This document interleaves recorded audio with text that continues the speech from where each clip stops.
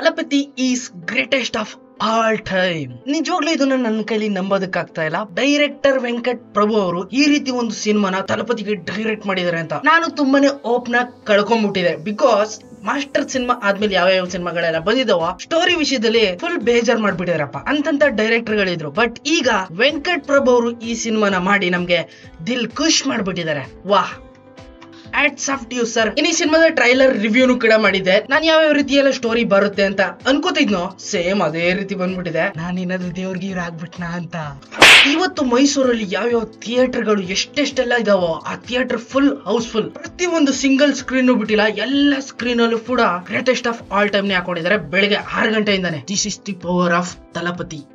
Cinema ಇರೋದು 3 ಗಂಟೆ 3 ನಿಮಿಷ. ಇಷ್ಟು ಲೆಂತ್ ಆಗಿದ್ರು ಕೂಡ ಸಿನಿಮಾದ ಸ್ಟಾರ್ಟಿಂಗ್ ಪಾಯಿಂಟ್ ಇಂದ ಹಿಡಿದು ಎಂಡ್ ವರ್ಗುನು ಸ್ಮೂತ್ ಆಗಿ ಕ್ಯಾರಿ ಮಾಡ್ಕೊಂಡು ಹೋಗ್ತಾರೆ, ನಮ್ಮನ್ನ ಬೇಜಾರೇ ಮಾಡಲ್ಲ ಎಲ್ಲೂನು. ಇನ್ನು ಸಿನಿಮಾದ ಸ್ಟೋರಿ ವಿಚಾರಕ್ಕೆ ಬರೋದಾದ್ರೆ ಮೊದ್ಲೇ ಹೇಳಿದ್ನಲ್ಲ ಟ್ರೈಲರ್ ಬ್ರೇಕ್ ಡೌನ್ ಮಾಡಿದೀನಿ, ಸೇಮ್ ಅದೇ ರೀತಿ ಬಂದಿದೆ. ಬಟ್ ಅದನ್ನೆಲ್ಲ ಇಲ್ಲಿ ಹೇಳಕ್ಕಾಗಲ್ಲ, ನಾನು ಥಿಯೇಟರ್ ಹೋಗಿ ನೋಡ್ಬೇಕು ನೀನು. ಓಕೆ ಆಯ್ತು, ಶಾರ್ಟ್ ಆಗಿ ರಿವೀಲ್ ಮಾಡ್ತೀನಿ. ಇಲ್ಲಿ ವಿಜಯ್ಗೆ 3 ಜನ ಫ್ರೆಂಡ್ಸ್ ಇರ್ತಾರೆ. ಪ್ರಶಾಂತ್, ಪ್ರಭುದೇವ, ಅಜ್ಮಲ್, ಅಮೀರ್. ಇವ್ರು 3 ಜನ ಇವ್ರು 4 ಜನ ಸೇರ್ಕೊಂಡು ಒಂದು ಟೀಮ್ ಅಲ್ಲಿ ಇರ್ತಾರೆ.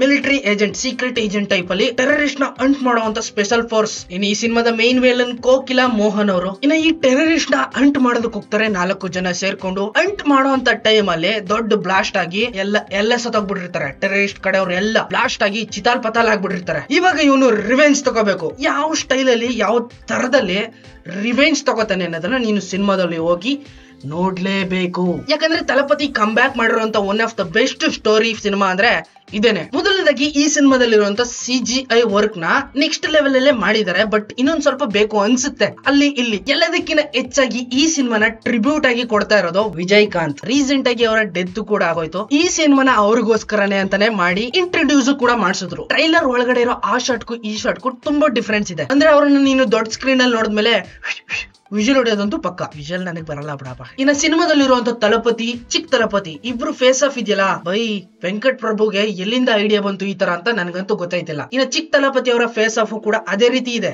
ಡಿ ಏಜಿಂಗ್ ನ ಸ್ಟೆಪ್ ಬೈ ಸ್ಟೆಪ್ ಮಾಡ್ಕೊಂಡು ಹೋಗಿದ್ದಾರೆ ನೀಟಾಗಿ. ಆದ್ರೂ ಕೂಡ ಸಿನಿಮಾದಲ್ಲಿ ಹೀರೋಯಿನ್ ಮೀನಾಕ್ಷಿಗೆ ಈ ತರ ಆಗ್ಬಾರ್ದಾಗಿತ್ತು. ಎಷ್ಟು ಕ್ಯೂಟ್ ಆಗಿ ಹಾಟ್ ಆಗಿ ಸ್ಪೈಸಿ ಆಗಿದ್ರು ಗೊತ್ತಾ. ಈ ರೀತಿ ಒಂದು ಸಂಭವ ಆಗ್ಬಾರ್ದಾಗಿತ್ತು. ಈ ಸಿನಿಮಾದಲ್ಲಿ ತಲಪತಿ ಅವರು ನೆಕ್ಸ್ಟ್ ಲೆವೆಲ್ ರೊಮ್ಯಾನ್ಸ್ ನ ನೋಡಿದ್ದಾರೆ. Next level men will be men. ಯಾವತ್ತಿದ್ರು ಗಂಡ್ ಜಾತಿ ಬುದ್ಧಿ ಇದೇನೆ ಅನ್ನೋದನ್ನ ಒತ್ತಿ ತೋರಿಸಿದ್ದಾರೆ. ನಾನು ಕೂಡ ಎಕ್ಸೆಪ್ಟ್ ಮಾಡ್ತೀನಪ್ಪ ಅದನ್ನ. ಇನ್ನು ಓಲ್ಡ್ ಇಸ್ ಗೋಲ್ಡ್ ಅನ್ನೋ ಹಾಗೆ ಈ ಸಿನಿಮಾದಲ್ಲೂ ಕೂಡ ತಲಪತಿ ಅವರ ಸಿಗ್ನೇಚರ್ ನ ಮಿಸ್ ಮಾಡ್ಕೊಳಂಗಿಲ್ಲ. ಚೂಯಿಂಗ್ ಗಮ್ ಆಗಿರ್ಬೋದು, ಐ ಆಮ್ ವೇಟಿಂಗ್ ಆಗಿರ್ಬೋದು, ಎಲ್ಲ ಮಾಸ್ ಜೊತೆಗೆ ಸೈಡ್ ಅಲ್ಲಿ ಸ್ವಲ್ಪ ಕಾಮಿಡಿ ಇಲ್ಲ ಅಂದ್ರೆ ಹೆಂಗಪ್ಪ. ಇನ್ನ ಯೋಗಿ ಬಾಬು ಅವ್ರನ್ನ ಚೂ ಬಿಡ್ತಾರೆ ಕಾಮಿಡಿನ ಹಂಟ್ ಮಾಡೋದಕ್ಕೆ ಅಂತ. Next level super extraordinary. ಕೊನೆಯದಾಗಿ ಕ್ಲೈಮ್ಯಾಕ್ಸ್ ನ ತಗೊಂಡೋಗಿ IPL ಕನೆಕ್ಟ್ ಮಾಡ್ತಾರೆ. ವಾಹ್,